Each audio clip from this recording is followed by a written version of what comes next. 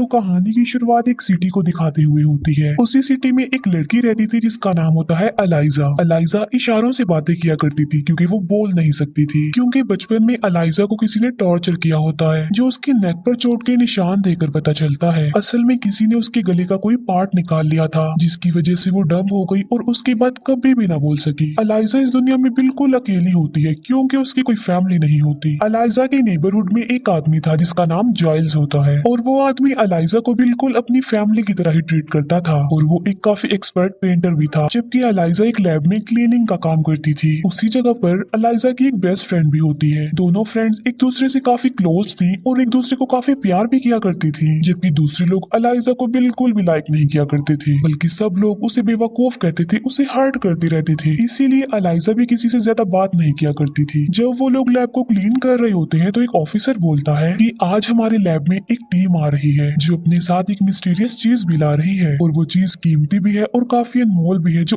आज तक इस लैब में नहीं आई। और थोड़ी ही देर बाद वो टीम वहाँ पर आ जाती है। उस टीम के पास काफी बड़ा वाटर टैंक था और उसके पानी में कोई चीज होती है। एलाइजा जब उसके करीब जाती है तो वो चीज मूव करने लगती है और आवाज पैदा करना शुरू कर देती है। तभी वहाँ पर एक टीम आ जाती है और उसे एक सेफ रूम में ले जाती है। यहाँ पर एलाइजा और उसकी फ्रेंड कुछ भी नहीं समझ पाती। नेक्स्ट डे जब वो लोग सफाई कर रहे होते हैं तो उसी सेफ रूम से आवाजें आती हैं जहाँ पर वो पानी वाली चीज को रखा गया था। उसी रूम से एक आदमी बाहर आता है जो कर्नल था और वो काफी सेल्फिश था और वो कर्नल इस पूरे प्रोजेक्ट का लीडर होता है। कर्नल के हाथ से खून आ रहा था और उसे इतनी पेन होती है कि वो घुटनों के बल बैठ जाता है। तभी वहाँ पर एक टीम आती है जो कर्नल को अपने साथ ले जाती है। फिर एलाइजा और उसकी फ्रेंड को कहा जाता है कि उस रूम को क्लीन किया जाए। उस रूम में जब ये जाते हैं तो वहाँ पर खून पड़ा होता है और किसी की तो कटी हुई उंगलियां भी पड़ी होती है और ये कटी हुई उंगलियां उस कर्नल की थी जिसे शायद उस चीज ने मारा होगा जिसको यहाँ पर लाया गया। एलाइजा उन उंगलियों को एक पैकेट में रख देती है जबकि एलाइजा की फ्रेंड किसी को बुलाने चली जाती है। तभी एलाइजा देखती है कि वहाँ पर एक काफी बड़ा वाटर टैंक है जो कि ग्लास से बना हुआ है और जब वो उसके करीब आती है तो वहाँ पर एक अजीब सा क्रिएचर होता है जिसके इंसानों की तरह ही 2 हाथ और 2 पाँव थे। एलाइजा ग्लास पर हाथ रखती है और वो क्रिएचर भी वहीं पर हाथ रख देता है अपना। तभी वहाँ पर एलाइजा की फ्रेंड और एक आदमी आ जाता है और वो क्रिएचर पानी में पीछे हट जाता है। एलाइजा को पता चल चुका था कि आखिर उस लैब में वो क्या चीज है, इसीलिए नेक्स्ट डे वो लंच टाइम पर उसी जगह पर जाती है। वहाँ पर एक काफी बड़ा पूल होता है और वो क्रिएचर उस पानी के अंदर था। एलाइजा पूल की वॉल पर बैठ जाती है और वो अपने साथ एक अंडा भी लाई होती है। वो उस अंडे पर स्पून मारती है और आवाज पैदा करती है। वो आवाज सुनकर क्रिएचर पानी से बाहर आ जाता है। ये देखकर एलाइजा अंडे का छिलका रिमूव करती है और वो अंडा वो उस क्रिएचर को अपने हाथ से देना चाहती थी, लेकिन वो क्रिएचर एलाइजा से डर रहा होता है। इसी वजह से वो एलाइजा से अंडा नहीं लेता। तब एलाइजा उस अंडे को वॉल पर रख देती है और वो क्रिएचर अंडे को लेकर पानी में चला जाता है और इसके बाद एलाइजा भी वहाँ से बाहर चली जाती है। फिर एलाइजा और उसकी फ्रेंड को वो सेल्फिश कर्नल बुलवाता है और ये वही कर्नल होता है जिसकी उंगलियां उस क्रिएचर ने काट दी थी। वो उनसे कहता है कि तुम्हारी ड्यूटी सिर्फ उस लैब को क्लीन करना है और लैब को क्लीन करने के बाद तुम लोग वहाँ पर नहीं रुकोगे क्योंकि वहाँ पर जो क्रिएचर है वो काफी बुरा भी है और काफी गंदा भी है और उसे हम काफी गंदे कीचड़ से उठाकर यहाँ पर लाए हैं और पूरे रास्ते हम एक दूसरे के दुश्मन ही बने रहे, इसीलिए तुम लोग भी उस क्रिएचर से दूर ही रहोगे। मगर एलाइजा उसकी बात नहीं मानती। वो अगले दिन फिर लंच टाइम पर वहाँ जाती है और आज वो अपने साथ एक म्यूजिक सिस्टम भी लाई थी आवाज पैदा करने के लिए। वो म्यूजिक प्ले कर देती है, साथ साथ आज भी वो दीवार पर एक अंडा रख देती है। ऐसा कर लेने के बाद वो खुद भी अपना लंच लेती है। वो क्रिएचर पानी से बाहर आता है और वो भी म्यूजिक सुनने लगता है। तो एलाइजा ने उसके लिए जो अंडा रखा होता है वो उसे भी खा लेता है। असल में वो दोनों एक दूसरे से इशारों में बातें करने लगे थे और वक्त के साथ साथ ये सिलसिला बढ़ता जाता है और फिर वो दोनों दोस्त बन जाते हैं। एलाइजा उसकी फ्रेंडशिप से काफी खुश होती है क्योंकि वो इस दुनिया में बिल्कुल अकेली थी और 2 लोगों के अलावा उसका इस दुनिया में कोई भी नहीं था, एक उसका नेबर जाइल्स और एक उसकी फ्रेंड। और वो इस बात से खुश होती है कि अब उसे उसका तीसरा दोस्त भी मिल गया है। एलाइजा को इस बात से कोई फर्क नहीं पड़ता कि उसका ये तीसरा दोस्त क्रीपी है और एक क्रिएचर है, बल्कि वो तो उसे अपना दोस्त बनाकर काफी खुश होती है।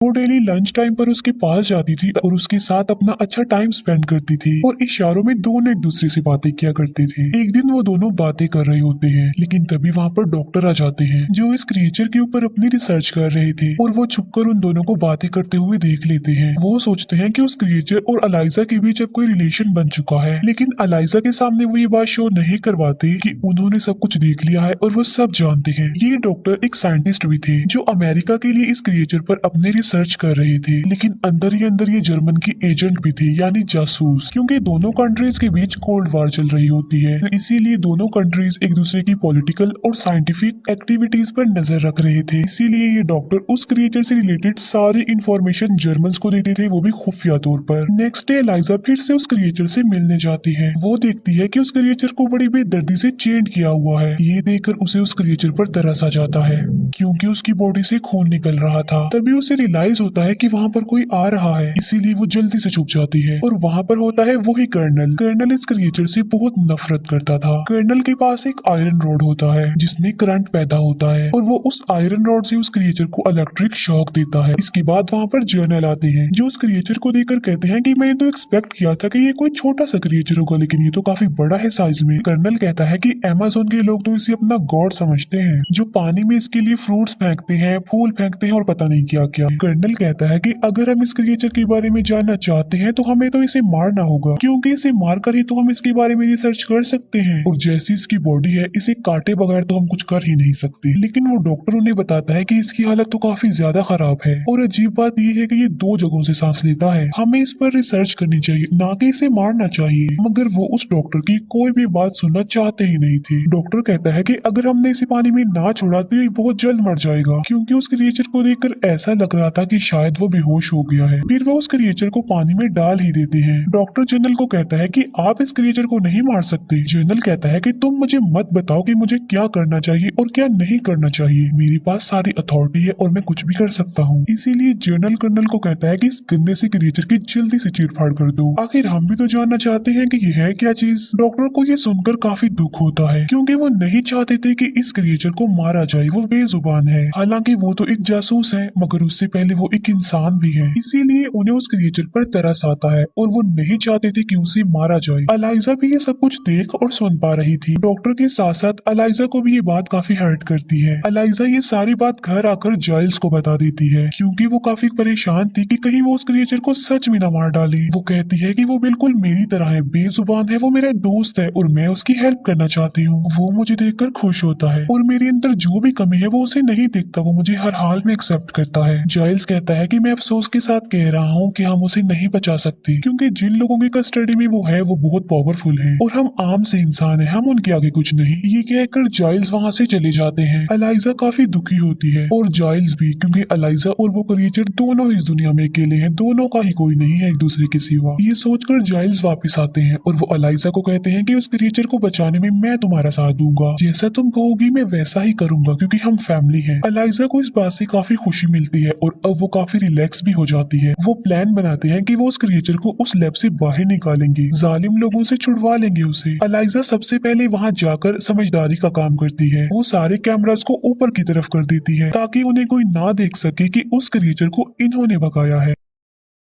फिर वो एक कार्ट में बहुत सारे टॉवल्स रख देती है। फिर वो उस क्रिएचर के पास जाती है, मगर उसे तो चेंट किया हुआ था और इन चेन्स को खोलना तो इम्पॉसिबल था। तभी वहाँ पर वो डॉक्टर आ जाते हैं और अलाइजा उन्हें देखकर घबरा जाती है, लेकिन डॉक्टर तो खुद ये चाहते थे कि वो क्रिएचर जिंदा रहे, इसीलिए वो उन लॉक्स की चाबी अलाइजा को देता है। अलाइजा उस क्रिएचर की लॉक्स खोल देती है। ये क्रिएचर फीलिंग्स को समझता था और काफी इंटेलिजेंट भी था। अलाइजा उस क्रिएचर को उस कार्ट में रखती है और टनल के जरिए वहाँ से बाहर आने लगती है। अलाइजा की फ्रेंड को पता चल जाता है कि अलाइजा किस मिशन में है, इसीलिए वो कार्ट के आगे आकर खड़ी हो जाती है और अलाइजा को कहती है कि तुम ऐसा नहीं करोगी। लेकिन अलाइजा उसे समझाने की कोशिश करती है कि अगर हमने इसको यहाँ पर छोड़ दिया तो ये जालिम लोग इसे मार डालेंगे। ये सुनकर अलाइजा की फ्रेंड भी उसका साथ देने पर एग्री हो जाती है और वो आगे बढ़ना शुरू कर देते हैं। बाहर जाइल्स अंदर आने की कोशिश कर रहे होते हैं, लेकिन गार्ड उन्हें अंदर जाने नहीं देता। गार्ड को लग रहा था कि उनका कार्ड फेक है, लेकिन डॉक्टर यहाँ पर भी उनकी हेल्प करते हैं। वो उस गार्ड को बेहोश कर देते हैं और आखिरकार ये लोग उस क्रिएचर को वहाँ से निकालने में कामयाब हो जाते हैं। लेकिन यहाँ पर कर्नल को शक हो जाता है कि गेट पर जरूर कुछ न कुछ हो रहा है, लेकिन जब वो गेट पर आता है तो वो सब वहाँ से जा चुके थे। अलाइजा उसे अपने घर ले आती है और उसे बाथ टब में रखती है, क्योंकि उस क्रिएचर की जिंदगी पानी है और वो पानी के बगैर सरवाइव नहीं कर सकता। अलाइजा उस क्रिएचर को अपने दोस्त को पाकर काफी खुश होती है। वो डिसाइड करती है कि वो 10 तारीख को उस क्रिएचर को रिवर में छोड़ आएगी, क्योंकि बारिश होने के चांसेस थे। बारिश की वजह से ये क्रिएचर अपनी मंजिल अपने समंदर तक चला जाएगा। नेक्स्ट डे एलाइजा काम पर जाती है ताकि किसी को ये शक ना हो कि उस क्रिएचर को एलाइजा ने भगा दिया है। घर में जाइल्स उस क्रिएचर के पास होते हैं और उसका ख्याल रख रहे होते हैं, लेकिन इसी दौरान उनकी आंख लग जाती है। क्रिएचर अपने बाथ टब से बाहर आ जाता है। वो क्रिएचर उनकी बिल्ली को मार डालता है। जाइल्स देखता है कि वो क्रिएचर उनकी बिल्ली को खा रहा है। जाइल्स उसे ऐसा करने से मना करते हैं, लेकिन वो वहाँ से भाग जाता है, लेकिन वो जाइल्स के हाथ को इंजर्ड कर देता है। एलाइजा जब घर वापस आती है तो वो देखती है कि वो क्रिएचर वहाँ पर नहीं है। जाइल्स कहते हैं कि वो डर गया था, उसका कोई भी कसूर नहीं है, जाओ और उसे वापस ले आओ। एलाइजा ऐसा ही करती है। वो बाहर जाकर कहीं से उसे ढूंढकर घर पर ले आती है दोबारा। अब क्योंकि वो क्रिएचर फीलिंग्स रखता था तो घर आकर उसे अपने किए पर शर्मिंदगी होती है। वो जाइल्स के सर पर हाथ रखता है और इशारों से जाइल्स को कहता है कि तुम भी मेरे सर पर हाथ रखो। जाइल्स ऐसा ही करते हैं, वो भी उसके सर पर हाथ रख लेते हैं। नेक्स्ट डे जाइल्स देखते हैं कि उनकी चोट बिल्कुल ठीक हो गई है और जाइल्स इस बात से काफी खुश हो जाते हैं कि उनके सर पर अब बाल भी आ गए हैं। वक्त के साथ साथ एलाइजा और उस क्रिएचर की दोस्ती प्यार में बदल जाती है। वो दोनों एक दूसरे से बहुत प्यार करने लगे थे। ये दोनों एक दूसरे से काफी क्लोज थे, एक दूसरे के काफी करीब आ चुके थे। फिर हम देखते हैं कि लैब में जर्नल कर्नल को वार्न करता है कि अगर तुमने उस क्रिएचर को ना ढूंढा तो तुम्हारी प्रोफेशनल और पर्सनल लाइफ दोनों डिस्ट्रॉय हो जाएंगी। ये बात सोचकर कर्नल काफी परेशान हो जाता है। कर्नल को डॉक्टर पे शक होता है कि उसे नहीं क्रिएचर को भगाया होगा, क्योंकि वो जानता था कि डॉक्टर ये नहीं चाहता कि उस क्रिएचर को मारा जाए। इसीलिए वो कर्नल डॉक्टर के घर के पास जाता है।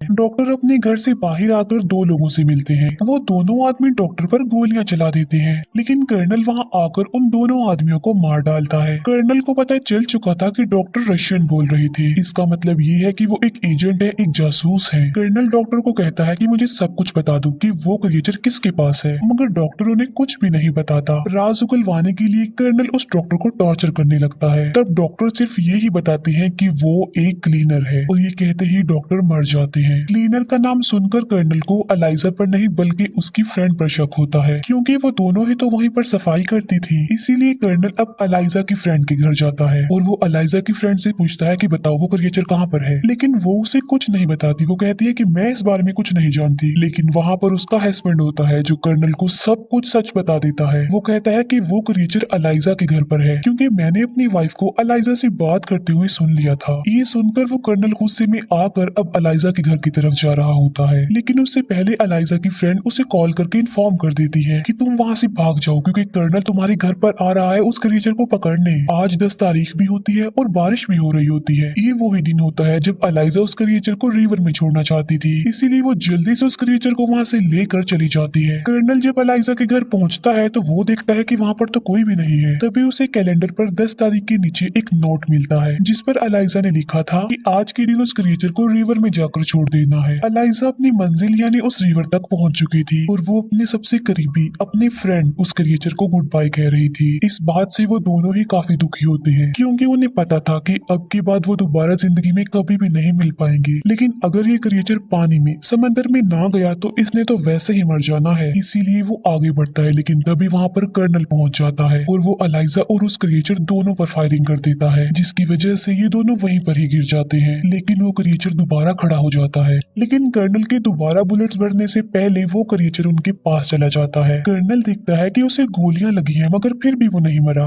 फिर वो क्रिएचर कर्नल को मार डालता है। फिर वो एलाइजा को गोद में उठाता है और समंदर की बहुत ज्यादा गहराई में ले जाता है और एलाइजा की गर्दन पर जो बचपन के चोट के निशान थे वो वहाँ पर हाथ लगाता है। वो निशान अब गिल्स बन जाते हैं, जिससे कोई भी पानी में सांस ले सकता है और अब एलाइजा भी पानी में सांस ले पा रही थी। और फिर एलाइजा भी जिंदा हो जाती है, जो कि गोलियों से मर चुकी थी। असल में ये क्रिएचर बहुत सारी पावर्स का मालिक था और इन पावर्स की वजह से ही एलाइजा बच गई। ये दोनों एक दूसरे को गले लग जाते हैं और ये क्रिएचर एलाइजा को पानी में एक नई जिंदगी दे देता है। दोनों को एक दूसरे का साथ और प्यार मिल जाता है। इसके बाद ये दोनों हमेशा के लिए उस समंदर की गहराई में रह जाते हैं। जाइल्स भी एलाइजा के लिए काफी खुश होता है कि दोनों को एक दूसरे का साथी मिल गया। और बस इसी के साथ ये मूवी यहीं पर एंड हो जाती है। Thank you for watching.